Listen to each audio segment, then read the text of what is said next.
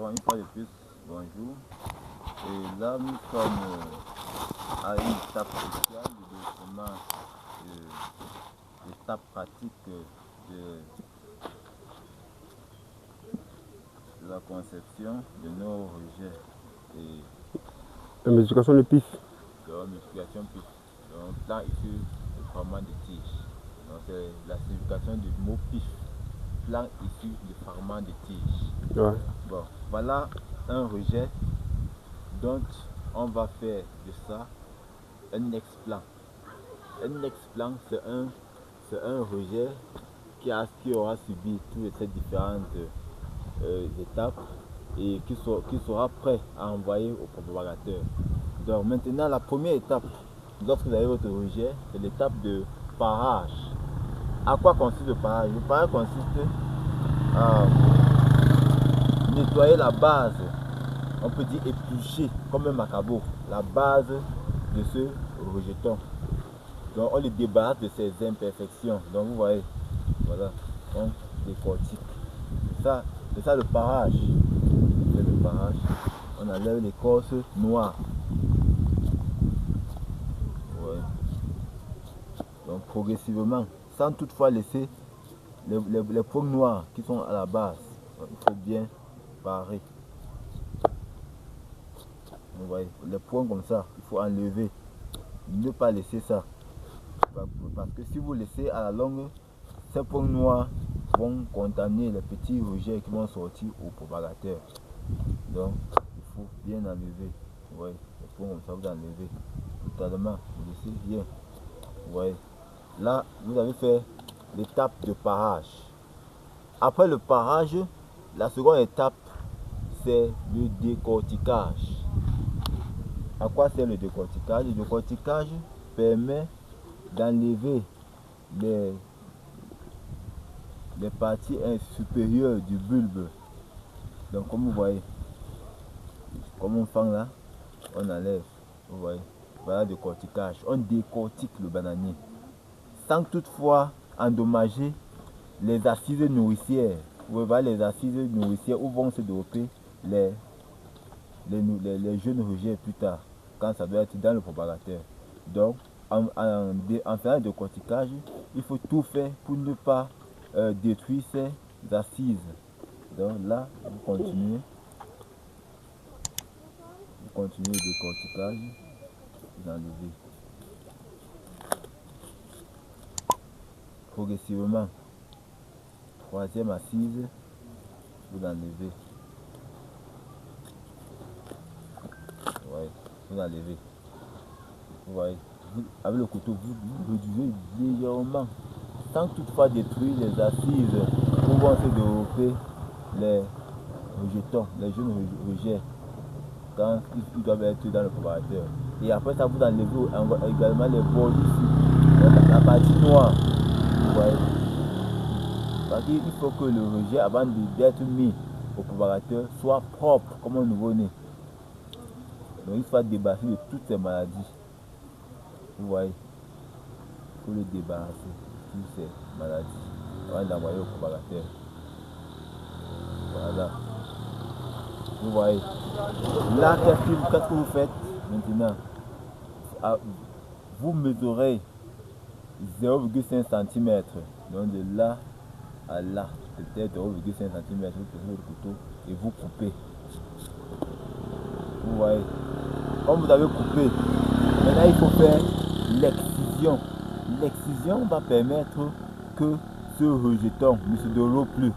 Donc on va le tuer dans son centre pour favoriser le développement des explants, des petits rejetons qui doivent sortir en bordure. Donc qu'est-ce qu'il faut faire? On va faire une croix dans son milieu. Vous voyez, une croix. Donc on le tue au centre là.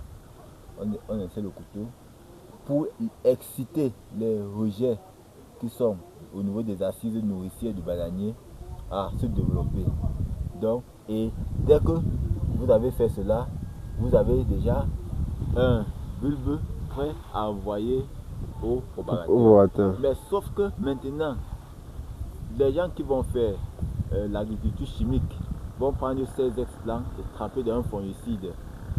pour 1 heure enlever et poser au sol pendant 48 heures. Pour que ces blessures que vous avez vu en affaire là soient cicatrisent. Bon, comme nous prenons plus une agriculture durable et une agriculture biologique, nous préférons, après avoir fait ceci, nous posons au-dessus du copeau dans le propagateur. Vous voyez, là, et on va fermer le plastique. Maintenant, la température interne du propagateur va permettre de stériliser nos bulbes. Que voici. Et maintenant, 48 heures, c'est-à-dire 2 jours après, nous viendrons maintenant mettre ça dans le propagateur, enfoncer au fond de la suie. Ah ouais, je vois. Donc on va seulement juste déposer dans le propagateur comme ça. Dans 2 jours, on va venir maintenant les enfoncer dans la suie. Oui, dans 2 jours. Ouais. Donc les 48 heures, c'est juste pour stériliser ça. Pour que même les petites maladies qui sont restées autour, que la température les élimine. Ouais. Maintenant, par la suite, nous viendrons mettre au fond de la copeau ou de la cire. Ouais. Donc voilà de manière simple les différentes étapes de préparation de notre bulbe ou de notre rejeton, ou encore de préparation de la mise en place des pifs. Ouais. Donc voilà. Donc monsieur Frère-Emmanuel, pour résumer, première étape, on construit le propagateur que voici. Oui. Deuxième étape, on doit mettre au fond du propagateur les sacs. Oui, des sacs. Les sacs perméables. Pas totalement hermétiquement fermés. Oui, pas totalement fermés. Imperméables. Oui. Donc on va mettre les sacs au fond et par la suite on va mettre le copeau à l'intérieur. Bien la suie. À l'intérieur. De préférence c'est la suie blanche. La suie blanche. Avant maintenant d'aller extraire les rejetons et venir maintenant les troisième étape les nettoyer, les préparer pour la mise en place. Mis dans le propagateur. Et après avoir mis dans le propagateur, je crois que c'est la dernière étape avant.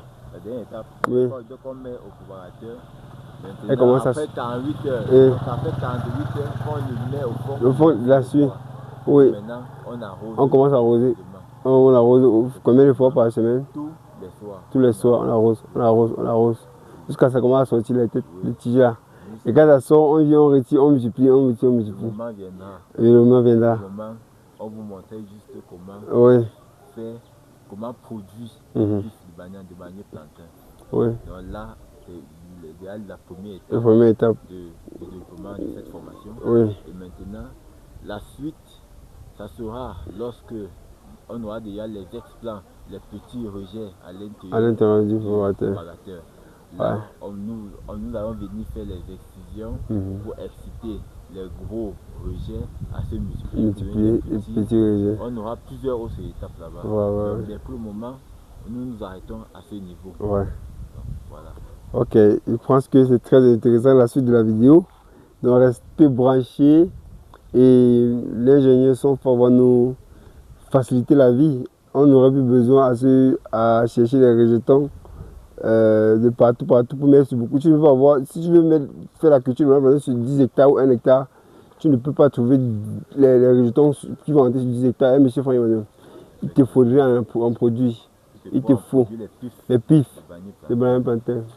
Tu ne peux pas, c'est inévitable. Parce que c'est inéluctable. Un rejeton comme ceci, vous pouvez avoir au moins 30 rejetons. Donc, ça veut dire, ça fait 100, ça fait 3000. Voilà, avec 100, vous avez 3000 rejetons. Donc ça veut dire, c'est on peut dire. Cette technique est bien pour ceux qui aimeront se lancer dans les grandes superficies. Grandes superficies. Ok, monsieur Frère-Emmanuel. Donc merci pour la vidéo, de partager vos connaissances comme d'habitude. Mais et la suite, comme il est en train de faire, vous avez dit, on appelle savoir le décortiquage. Voilà les régions qu'on va décortiquer. Et après on va décortiquer ces régions, on va déposer dans le propagateur comme on l'a dit. Et 48 heures pour vous voir les stériliser. 48 heures maintenant on pourra venir enfoncer et puis voilà. On vous capte seulement, On vous dit la suite. Et ça prend combien de temps pour commencer à sortir les petits rejetons, monsieur Franck? 3 semaines. Les petits, ils vont à sortir. Parce qu'on arrose chaque soir. Les petits commencent à sortir. Ah oui. Donc, dans 3 semaines, on viendra encore ici. Vous montrer comment les petits commencent à sortir. Et après, l'autre étape, c'est comment on va multiplier. Comment on va faire pour que ça donne beaucoup. Hein, monsieur Franck? Ouais, bon.